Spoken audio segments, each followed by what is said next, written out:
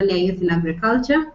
I'm Ninsiima, Manager of Communications and Partnerships at Tanzania and your facilitator for today. Today we're kicking off our new series of webinars dedicated on how we can create a good ecosystem for youth in Tanzania. We'll talk about the common barriers that have made it hard for young people to participate in agriculture, but also provide solutions to combat those problems. We're excited to take the youth-to-youth approach with an exciting panel of young agripreneurs that will discuss their experiences and how they've been able to succeed in starting up agribusinesses, plus great thoughts from people that have worked in youth and agriculture projects in Tanzania. We'll talk about stakeholder involvement, policy, and solutions to youth engagement in agriculture. Would love to receive your questions and contributions as the discussion unfolds.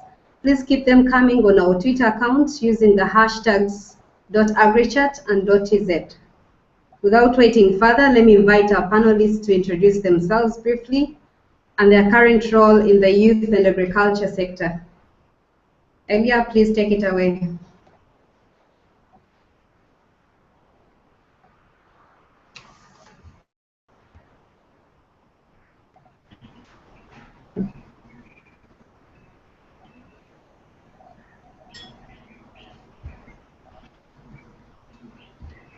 Would love to receive introductions from the panelists. Please introduce yourselves. Let's start with Eliguard.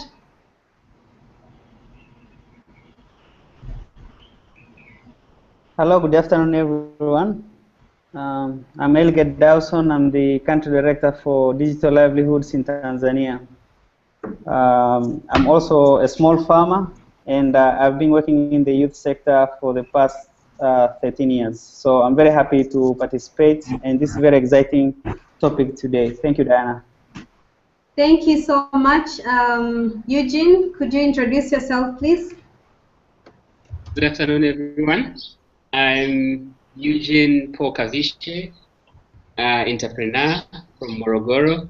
I'm dealing with poultry business. My company name is called Bonkavi Agro Company Limited. Thank you so much, Eugene. Awadh, please introduce yourself. Hello, everyone. My name is Awadh Milasi, Country Project Manager for Opportunities for Youth Employment, a partnership project between SNV Netherlands Development Organization in Tanzania and the MasterCard Foundation based in Toronto, Canada. It's a pleasure to be here. Yeah, it's a pleasure to have you as well. We have our fourth panelist, whom I think is still struggling with the internet connection. Elia will be joining us later. But then right now, we would like to start off with our first question because we are really running out of time because of starting late. And our first question goes to Awadh, maybe. Yes. So we know that the MasterCard Foundation and SNV have partnered to facilitate access to secure jobs, financial services, and skills for young people to grow their businesses. In the Tanzanian context, how is that working so far? Well, I could say it's working really well because so far we are halfway as far as the project life is concerned.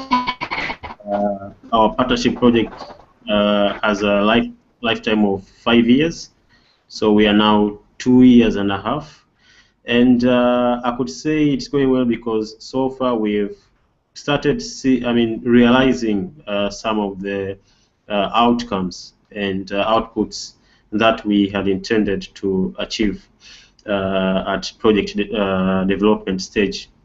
That is one thing. The other thing is we're actually drawing more and more interest from different partners, including the youth themselves.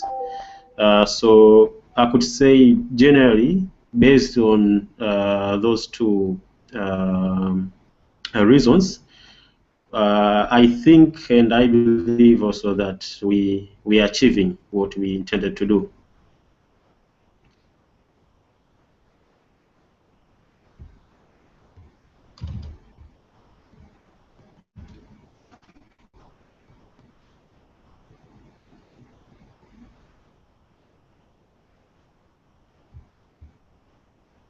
Yes, Diana?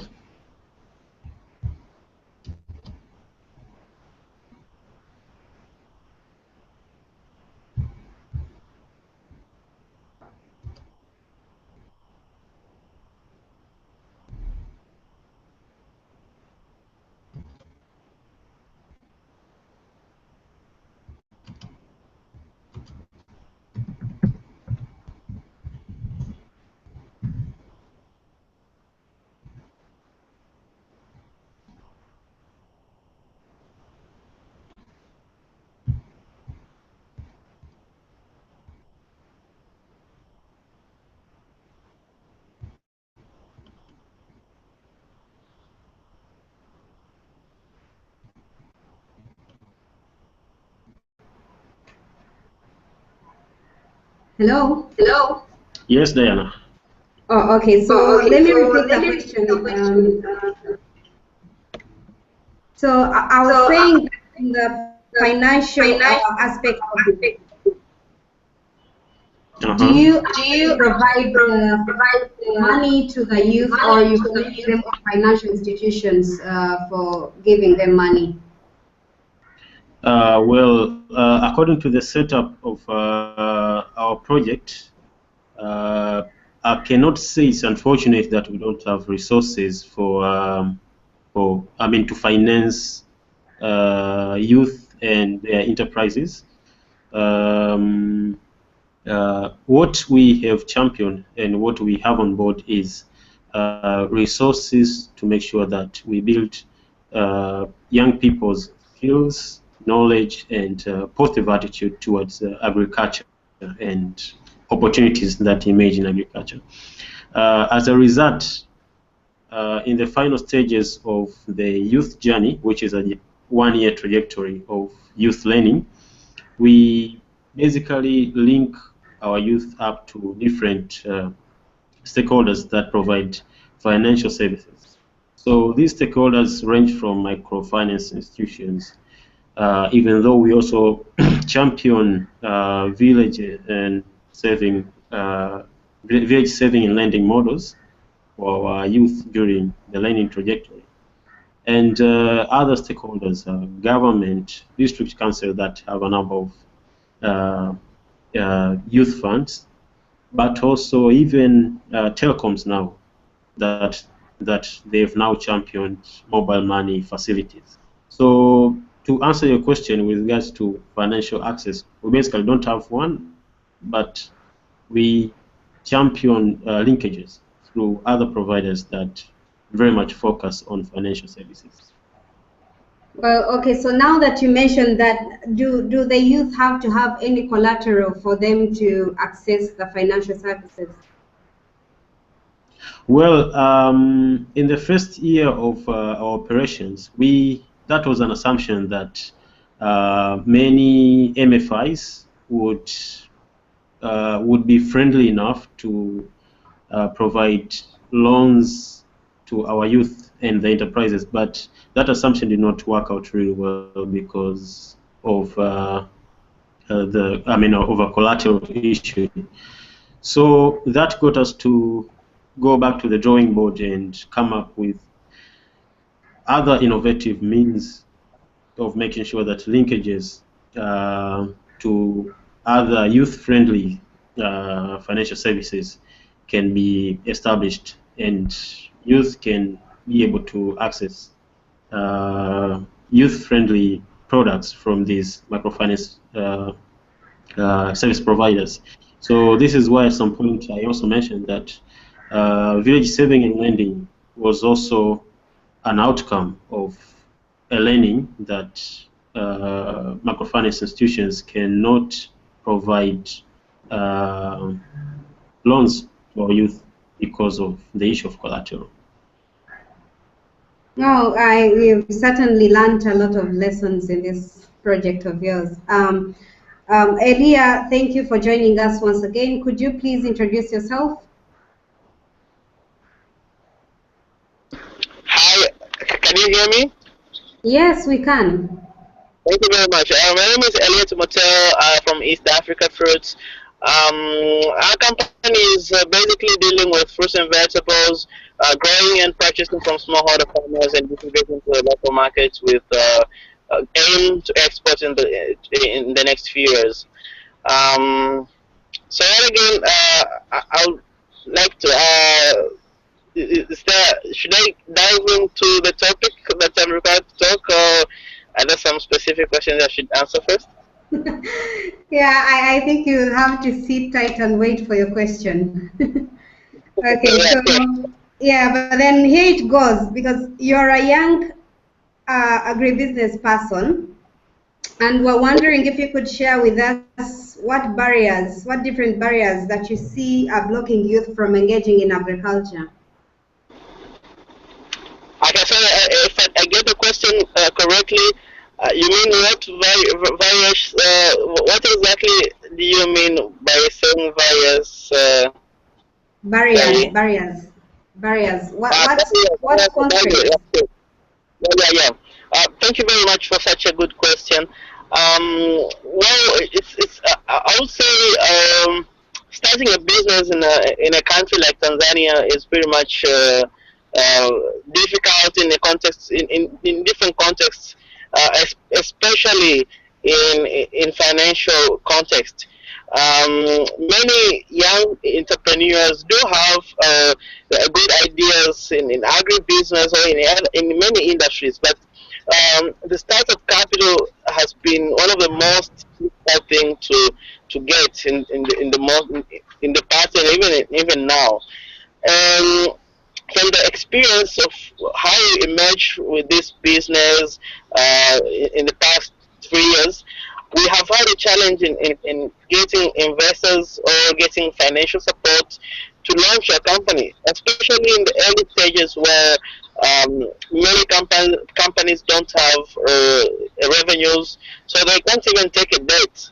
So I think financial constraints is one of the most difficult thing. But there are other minor issues, including technicalities, technical expertise, especially in agriculture. In order to participate fully in agriculture, you really need to have someone who can really take care of your activities, if it's farm production or if corporate facility and stuff. So, to be quickly, I would say those two points are the major reasons why young people are not motivated to enter into such an industry.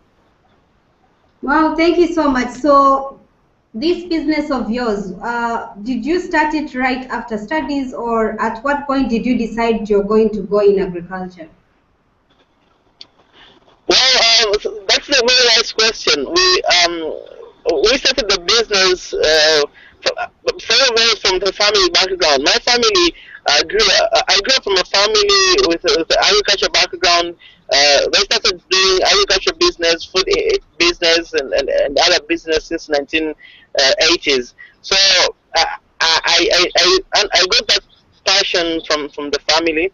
But when I was doing my bachelor, I did a lot of research on agriculture, especially on how much food is being wasted in Tanzania and in sub-Saharan Africa, and realized that there's a huge amount of food waste. We're talking about 230 million tons of produce every year that is getting to waste, worth billions of money. So that's where I saw an opportunity for me and my colleague to come in and launch a company that will significantly reduce the waste and then eventually eliminate entire waste. Well, thank you so much, Elia, for sharing that detailed information with us. The reason I asked you about at what point did you decide you're going to go in agriculture is because I wanted to bring this question about the education system, on whether or not it's supportive. It is the kind that inspires or motivates youth from a tender age to love agriculture.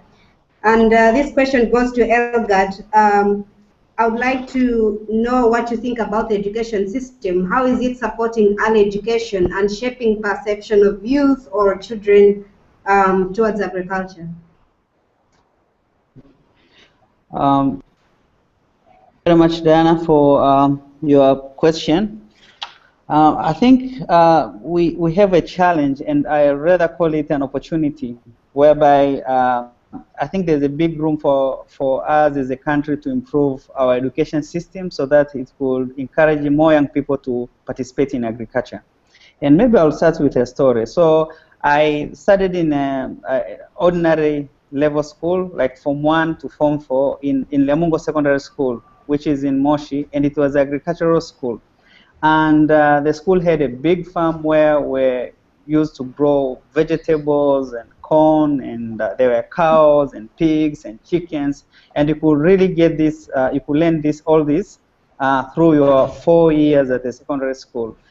So I can honestly say that the only subject that I studied during my O-level and that I use it practically if I'm working in on my garden at home or if I'm working in the farm is agriculture. And also in the primary school, while I was in primary school, there was also a science kilimo, like agricultural science subject, which was compulsory for every student to do. And it was very good because it was very engaging, and schools had space whereby students could have garden and farms, even to grow their own food. So this is changing with time. We have many schools which are constructed in areas where there's no enough room for them, say, to even have a flower garden, rather than producing food to grow. But apart from the agricultural education itself, I also think that the education system does not really boost agriculture as a career that students could take. So you will hear about becoming a doctor, becoming an engineer, becoming a civil engineer, becoming a lawyer, but you won't hear a lot of encouragement to students to go and pursue into agriculture. And the last thing about the education system is the lack of imparting critical thinking skills to these young people. Many graduates, for example, currently are facing difficulties in getting jobs, but they are finding it difficult to go back to agriculture because it's not something that they've been hearing a lot, but also some of them do not have these skills to think outside the box. Like what Elia has said, he saw a problem of food wastage and decided to turn it into a business whereby he's involved in the supply chain of horticultural products. So I think there's a lot that we have to do in terms of education and to be honest that over almost 70% of people who are living in the rural Tanzania are engaged in agriculture. And how can we turn it as a business opportunity is the message that we have to hammer back to students from all levels of education. Oh, thank you so much, Eliguard, for that explanation about the education system. If we go again maybe to Awadh, Yes. Speaking about the education system, there we are talking about the government policy. I would like to know, SNV as a big stakeholder, how are you working and trying to influence the government policy on the way it supports youth in agriculture, or what advice would you like to give out to the government? Okay.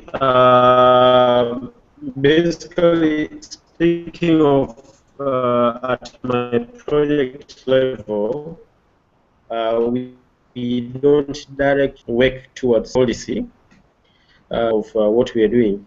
We have started observing that we are also very much trying to awaken the government in many ways. I can give a number of examples where we started from scratch, and later we found that government is getting interested to learn from what we're doing, and even they decided to come on board to work together with us. We basically have an intervention in Manyara region, Babati district, whereby we started in 2013. What we basically do there is we build capacities of young people to be able to reach out Sorry, I think Awadh, your network is market, not okay. Of Sorry. poultry and Sorry, Awadh, horticulture. your network is not okay. Could we come back to you later for this question? That's very okay. It's very okay. Thank you so Yes. much. Thinking about the government, I know there are a lot of key people that play a role in motivating youth in agriculture. We've spoken about the education system, the government, and I would like to know the role of family, because earlier you said family was part of your inspiration. What made you want to engage in agriculture? So most families are not supportive, though, of youth trying to engage in agriculture. So mostly they've built in them the image that you know, it's not cool. It's not a cool career. What advice would you give to such parents?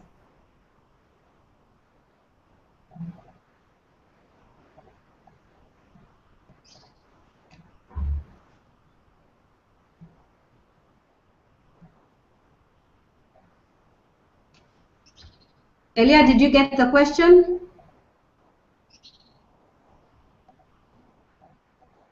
Repeat the question, please. Yeah, so I said there are a lot of key players in on like who is supposed to motivate the youth to engage in agriculture.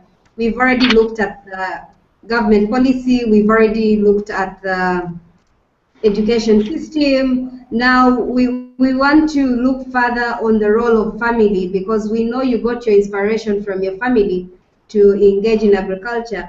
But most parents still think that agriculture is an uncool career for their young adults to take. What kind of advice would you give the parents that are still not supportive of their youth going into agriculture? Well, I mean, such as that is a very nice question. First of all, we're speaking of the role of a family. Even when I told my parents that I really want to get into agriculture, the only thought of the 50 years ago kind of agriculture, and most my mother herself told me, no, that's not something for you. That's not what I wanted you to do, and that's not what I paid you for. I paid for to go to university and school or whatever. But when I told them, this is not the same kind of agriculture that I want to do. And when I started, it's more when I started to operate, when I started to tell them, they get to understand that I'm doing things differently, and that's where they try to give me moral support and financial support sometimes. So, what my advice to the parents and all those uh, who can support young entrepreneurs is to trust them. So trust is everything. If they get to trust the idea and they get to lead them through a better agriculture, modern agribusiness platforms and practices, I think most families in Tanzania and in most countries in sub-Saharan Africa will get to motivate youth in this industry. And one more point to take is also it's better to have the government put their hands on education system. Like myself, I did business accounting and finance. I have no deep knowledge in agriculture because most parents thought if I study agriculture, probably that will be the poorest kind of subject I would take. But the government, through the government, they can initiate some kind of curriculum that can make modern agriculture part of those wealth and high level of curriculum that many youth can take. So my advice is simply parents to trust the young the children and the families and the government to take part in modifying the curriculum of education. Thank you. Thank you so much, Elia. Let's go to a few comments that we received from my youth. We have Emmanuel Mujuni from Tanzania who says, what an opportunity. I believe I'm going to learn a whole lot about youth and agriculture from the panelists. It's actually very surprising why the government and non-government sectors and other stakeholders put too much emphasis on agriculture and youth engagement with agriculture, and yet the sector seems to be too slow. I have been wondering the same thing, so hopefully I'll learn from this webinar. That's quite encouraging. We also have Pacific from Rwanda that says, I think these Tanzanians, as an East African young entrepreneur in agribusiness, I can tell that agriculture is one of the industries booming in our days and in the coming years. That's why it's for youth. That's why it's key for youth in our region to prepare and get ready to explore the opportunities that come with it. We have Kaviri Ali from Uganda that says similar discussions here in Uganda are going on how youth interest in agriculture can be boosted. This is quite an interesting subject. So clearly it's not only Tanzania that is thinking about this, but Uganda as well. We have Yidek from Ethiopia that says this is an interesting and educative topic for all. To me, agriculture is the pioneer for everything we have seen today. Today's youth are at the forefront for development, and through engaging in such discussions, we get to learn a lot. Well, thank you so much for those comments. Keep them coming in through our Twitter on the hashtags .agrichat and .tz. Let's continue to our next question, which goes to Eugene. We are fully aware that stereotypical views of agriculture still prevail. Farm careers appear unattractive for many. Youth have no interest in agriculture and seem to view a career in agriculture with disdain or at least apathy. Why do you think that's the case, and what can be done to change youth perceptions? Yes, thank you very much. What I think is why agriculture is very unattractive to most of the youth is it starts from the family level. When most of the kids, when they are growing up, no one is telling them they should be proud of being farmers or being proud of being agriculturists, something like that. So it's like Eliguard has said, most of the people are not encouraged to be farmers or to get into agriculture. And also our curriculums are not supporting us. Even when you get to the class, like the teacher will just be speaking about the smart kids will be doctors, will be engineers, will be like financial analysts, something like that. But they don't speak about the smart people going to be farmers or the agripreneurs, something like that. So it is something which makes most of the people to view agriculture as something which is not of their interest. And it's something which is done by the failures, something some people perceive, something like that. And I think we need to encourage to have platforms which will encourage youth, will motivate them to get into agriculture, to do agriculture, and to show them that agriculture is paying. Yes. Thank you so much, because I think for some reason most youth tend to think agriculture in another way, maybe the hard work, the hard labor, the dirty beads they have to put on daily, the staying on the sun all day trying to cultivate. I was wondering if you could shed a light on many ways of how a youth can engage in agriculture, but not so much on that kind of level that is always seen as uncool.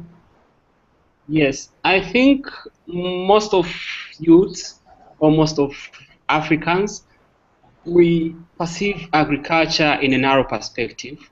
Like we just think agriculture is about a handhole, it's about getting cattle around, something like that, which is so primitive. we need to take agriculture into a next level, into more advanced level.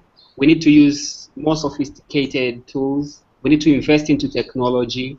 We can use even ICT into agriculture. So I think most of the people have not tried to define it in a broader perspective so as to get themselves involved into agriculture. Rather, they just think about agriculture as just about a handhold or just depending on the rains. But when we think about agriculture, doing agriculture using tractors, using cages, using any equipment which are more sophisticated, it involves less energy in cultivating something and getting the product. Yes. Well, thank you so much. Thank you so much, Eugene, for that. This next one goes to Eliguard. We are speaking about not only tying agriculture to youth interests, but trying as much as possible to cultivate this interest and demonstrate that agriculture is relevant to youth and not just another patch for employment. Because we hear it most often that a lot of youth on the streets, they don't have jobs, they don't have work to do, they should be going in agriculture.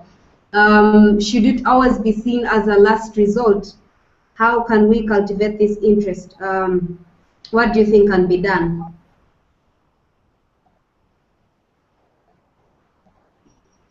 Thank you, Diana, for your question.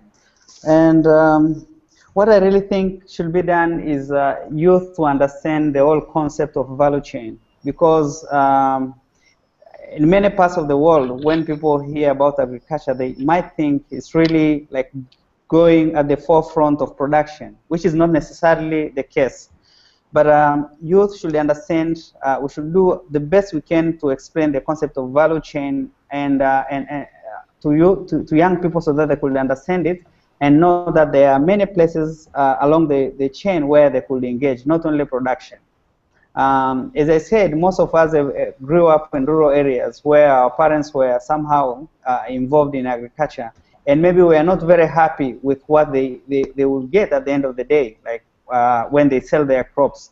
But what if we encourage young people to think about engaging in the value chain as a whole? For example, to supply inputs, to develop software that could be used, say, to predict the weather, or to remind the farmers that maybe they have to fertilize their crops, maybe they have to do weeding, and make this work as a business model. Or if we encourage young people to think about having the farmers in groups whereby they could buy their crops and help them to develop markets, so they could act in between the production and the production side. Or they can even engage in the production side, in the processing side of agriculture. So most young people, especially people that I know from my country, most of the time they'll think that they have to go up front and produce the crops. But I can tell you, I know Elia is not necessarily producing, but maybe he's able to organize farmers and then find markets and then add value to the crops before they get to the consumer. Wow, when you say it that way, I bet it's a bit different from what the youth. So I guess it's important for everyone at their own level to play their role. For the education system, maybe the teachers in colleges to train about the value chain, for the parents to emphasize about the value chain, and maybe the medias that we use, TV and broadcasting, to make sure they give such talks and seminars regarding how youth can really engage in agriculture instead of looking at it as uncool. So we'll go to our next question that goes to Eugene. And I think this is kind of a bit of a repetition, that maybe because you've been doing this for quite some time, that's why we want to harvest your expertise. So would like to talk about the modern day practices of mechanized farming. In your opinion, how can we best support both rural and urban Tanzanian youth to access such information? Because it's clear there are these modern day practices, like Eliguard mentioned, but is such information accessible for youth, especially the ones in the rural areas? Yes, thank you. I think we need to motivate most of the youth to look for modern ways, to look for more information about modern equipment. We should just understand that we cannot move forward with the agriculture, hand-hold agriculture, to the next level unless we use mechanized equipment. So we need to invest into technology. We need to invest into mechanization, especially when it comes to agriculture. So I think even educating people, going outside there and educating people, like we have this kind of sophisticated equipment, this kind of equipment which will help you to increase production, increase productivity, and people should be aware of those equipments. And also, I think we should even incorporate it into the curriculum. Like, for instance, myself, I studied agriculture in the O level, and I knew about the cages. I knew about the tractors, what kind of tractors were good, what kind of the equipments which were used into the mechanization process of the agriculture. So I think they need to return it back, and we need to motivate them, and also partner with various stakeholders who are dealing with those kind of equipment, so as it would improve the mechanization in agriculture. Well, thank you so much for that. So we'll go maybe to some other, maybe we'll go back to the question that we had earlier given to Awadh about how the stakeholders can influence the government on thinking further about supporting youth in agriculture. You are speaking about a point where you set up a certain project and then the government were captivated by it. Could you share that with us? Yes, as I mentioned, my project does not directly work around policy issues, but as an outcome of what we've been doing so far, I cited one of our interventions that is based in Babati, which is in Manyara region, whereby we basically build capacity of the young people to be able to produce quality horticultural and poultry products that are needed by local markets. And after 1 year of operations, the district town council came in and found our model quite interesting, because young people now were able to start getting income, were able to come together and start group enterprises, but financing was an issue. So the town government came in with a soft loan facility from the youth fund. Fortunately, the district council was organized enough to have a youth fund in place, which is 5% of the revenues.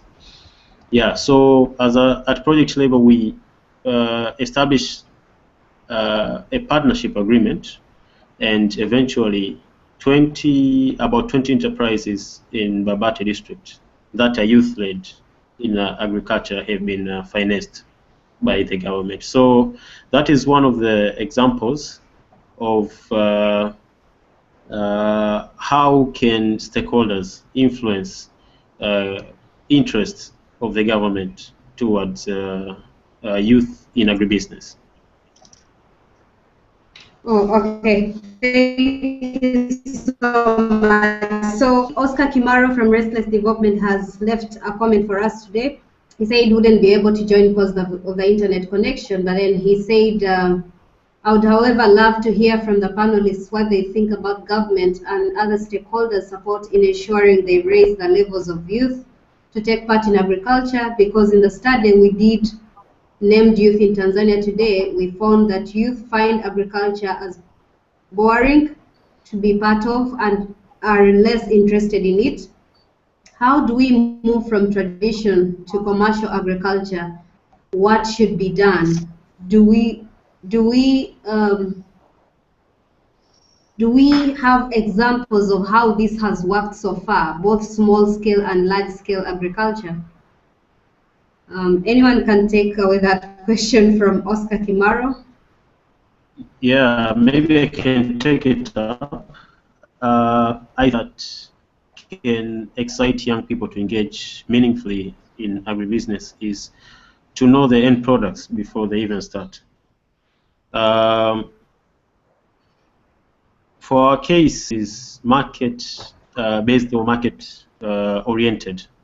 What I mean by this is we don't start building capacity of young people, or we don't start mobilizing young people to engage in agribusiness before they even know what they're going to produce, what are the market needs, where are they going to sell these products, who are the stakeholders, who are the potential financiers. So we normally have everything in place in terms of the end products. The whole roadmap is in place before the young people are engaged. What this helps is we don't want young people to, by accident, find out that after production they are struggling to find markets of their products. Or we don't want young people, if they're producing horticultural products, to have their products perish in the fields because they can't access markets. So if the young people know that they are going to get 500,000 every end of the month, and they're going to sell so-and-so products to Diana and Eliguard, that is a very good motivation to them.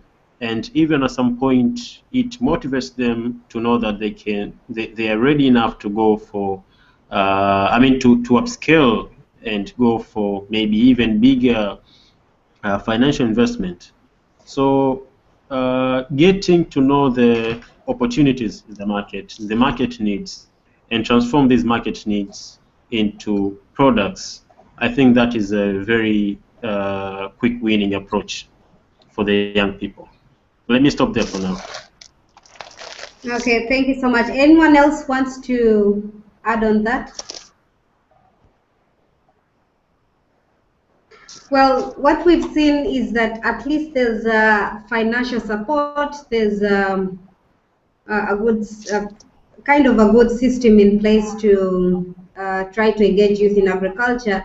But then I think other countries have already taken a more bigger step in this arena. And this brings us to our next question of countries are already moving forward into the ICT-enabled journey into profitable farming. What strategies and marketing principles can youth practice to see results in agriculture? Because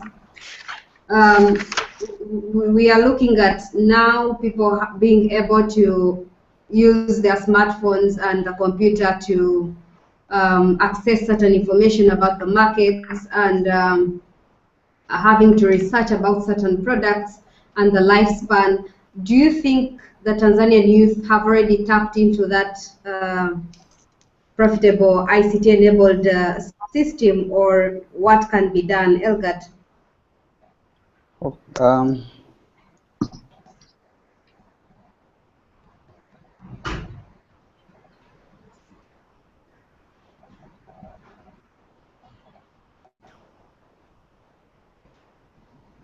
If I should maybe rephrase, what strategies and marketing principles can youth practice to see results in agriculture?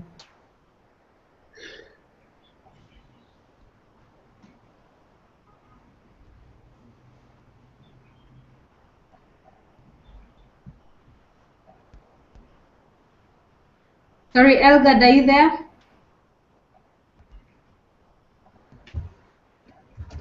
Hello? Diana, can you hear me? No, right now we can hear you. Please go ahead. Can you hear me? Yeah, we can. Please go ahead. Okay. Yeah, so as I said, most recently I was reading the Shujaaz magazine. It's a magazine that is developed by Well Told Stories. And they discussed about this young person who has a degree, has a diploma in ecology, and he could he could not get a job. As you know, it's a challenge across the continent. But he finally decided, through support from his family, to start a little bit of agriculture. And the project has now grown to up to 6 acres of watermelon and other fruits. So I think young people, they need to get more information from other youth who are actively participating in agriculture.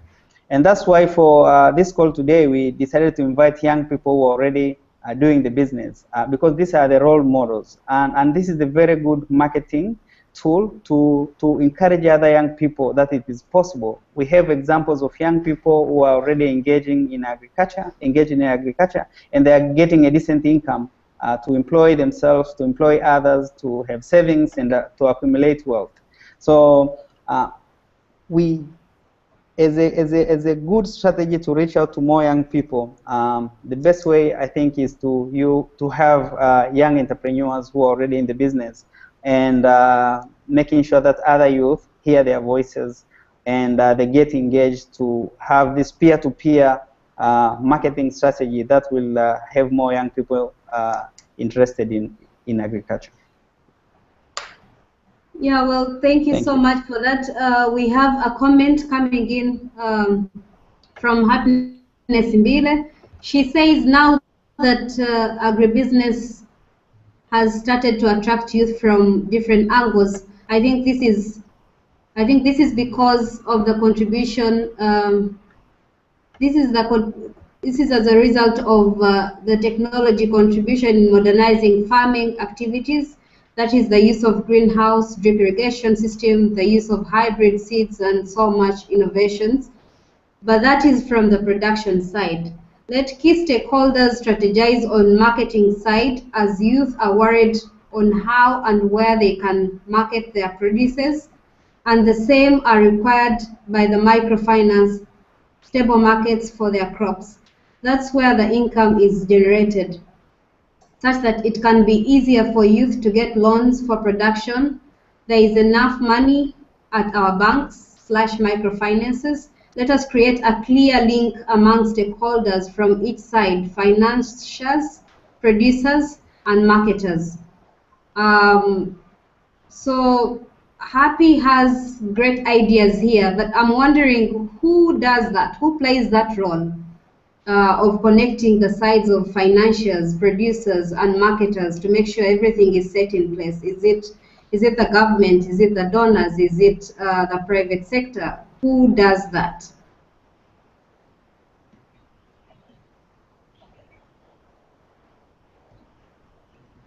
Anyone to answer that question? Okay, I think it's not time to point finger at each other. Yeah. For me, myself, as a development person, I think it's everybody's role, be it an NGO, be it a government agency, be it a district council. So long as you are a stakeholder and you have will to do it, it's good enough for you to initiate. This is why I even gave an example that at some point we even tried to drag. Okay, maybe drug is a bit aggressive term to use, but we even tried to draw interest of the government people to come in and work together as partners in youth employment, because only asking for access to a district, to a number of villages in a district for you to implement a project, that is not enough. We also need to work together as partners so that we can achieve also ownership of these projects, because how sustainable are these projects going to be if maybe local people or the government is not also involved? So I think it's everybody's role. Well, thank you so much for that. Anyone else wants to add up on what Awadh has said?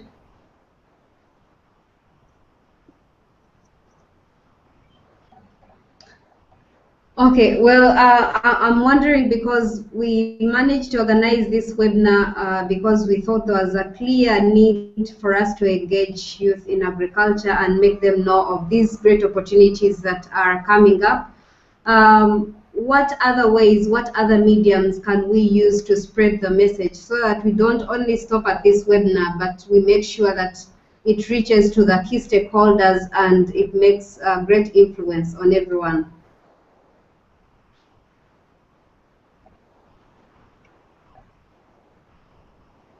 Well, Eugene, maybe you could answer that. Yeah. Okay, Eugene. Maybe Awadh, you can take that away. Awadh? Yeah, I started with by proposing social media. Okay. I know Tanzania has a good number of social media users. I am not sure, but of 2024, by 2014 we had about 13 million social media users. I know many of whom are young people. So I think that is the first media that we can use. The other is making use of radio stations, local ones. I know we have maybe big media houses, quite active local stations. So radio can also play a very big role in this. Okay, thank you so much. Yes, I also agree with Awadh, using the social medias, televisions, radios, but we can also look for if there are possibilities of doing some outreach, going outside and speaking with the youth, maybe who are in college, who are in secondary schools, and inspire them and encourage them to get into agriculture. Okay, Yeah. Thank you so much for your contribution, Eugene. Eliguard, what do you think? I think it's to, not work in competition with other people who are involved in getting out to youth and supporting them. As I mentioned, most recently I've learned about the Shujaaz magazine, which comes out once every month. That has very good content, including the role that young people could play in agriculture and other sector. So I think it's by really exploring how innovative ways of reaching out to youth and using those platforms, such as the magazines that are friendly to youth, that are read by many youth, and to have narrative and stories from young people who are already engaged in agriculture. Well, thank you so much for that. Elia, do you have any other contributions?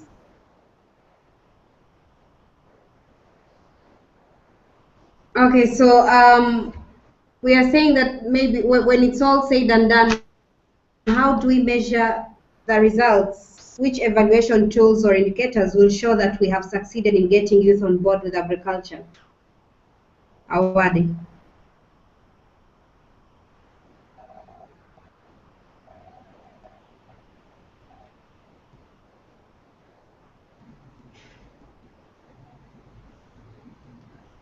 Hello, Awadh, did you hear my question?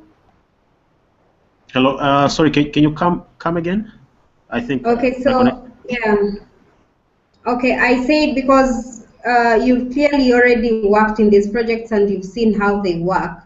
I'm saying for those that maybe don't know how projects of agriculture work in that kind of way, how do we measure the results? Which evaluation tools or indicators will show that we have succeeded in getting youth on board with agriculture?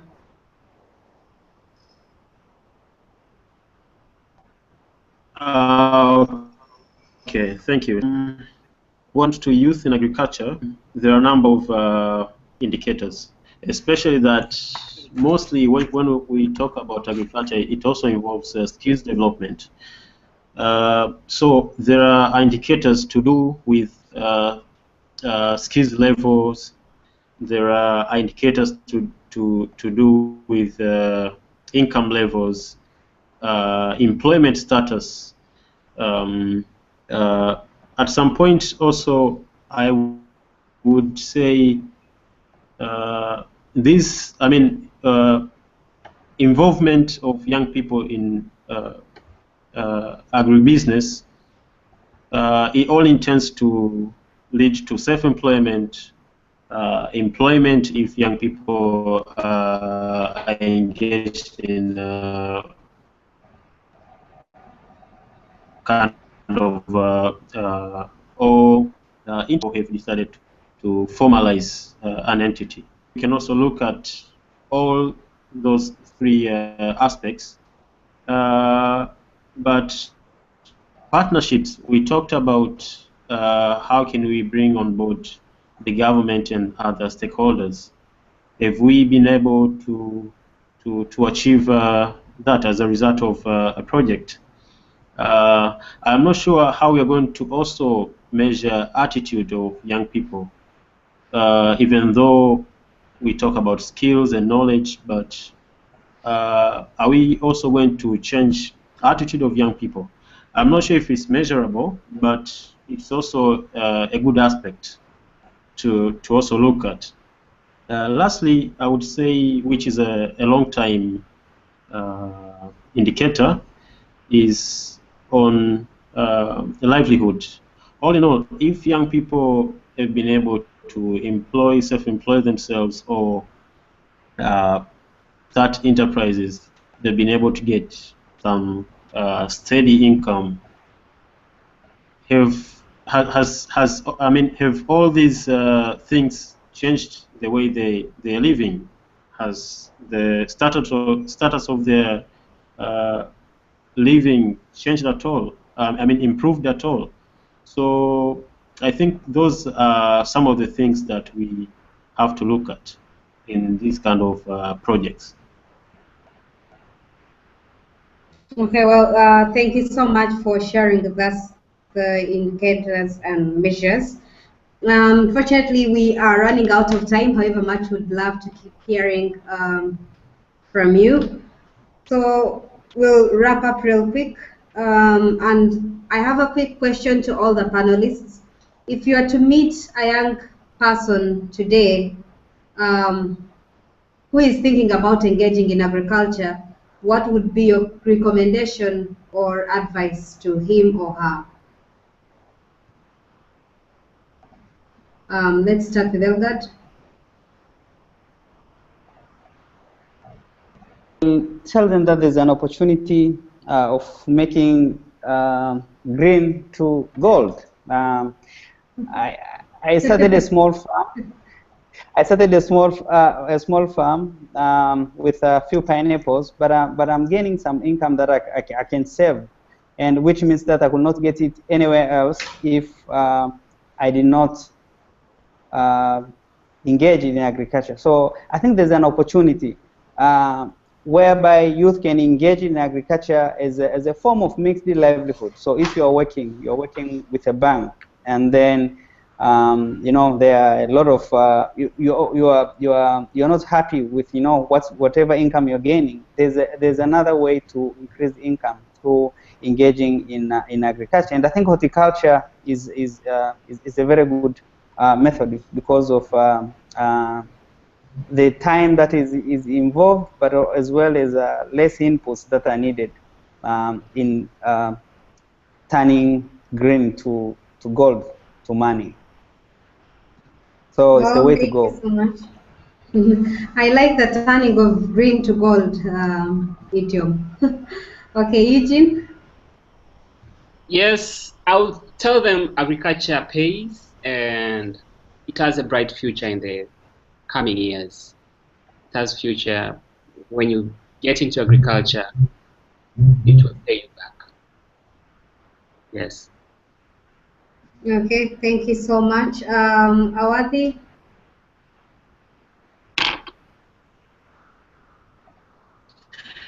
Yes, I think he said it, but for me, it's two things. One is look at the market needs, because mostly we talk about production, but if you produce exactly what the market needs, then that's a very good win. So they should know the needs of the markets, and they should be able to produce accordingly. That is one. Two, they should start small. Sometimes agriculture can be disappointing, depending on how you're approaching it. So they should be able to start small, and in time, once they have good outcomes, then they should be able to expand really fast. So those are my advices. Well, thank you so much for that. Thank you everyone for joining us and sharing your comments with us. Be sure to continue sending in your comments and engage with us still on the hashtags .agrichat and .tz. We thank you so much, our panelists, for taking the time to discuss with us today and inspiring the youth out there. We hope this is the start of our very many webinars that are centered on inspiring Tanzanian youth and trying to help them to think further or outside the box. What I've gathered so far is that there's still need for more stakeholders to join hands with the government and the donors to make sure they take the youth into the direction that they're supposed to go. And also youth, we need to do more outreach, we need to do more seminars for youth and encourage them and motivate them to start small and grow their businesses. There's also a need to incorporate the agriculture lessons into the education curriculum as it was long ago. I think that being said, we'll wrap up our conversation today. Thank you very much, and thank you.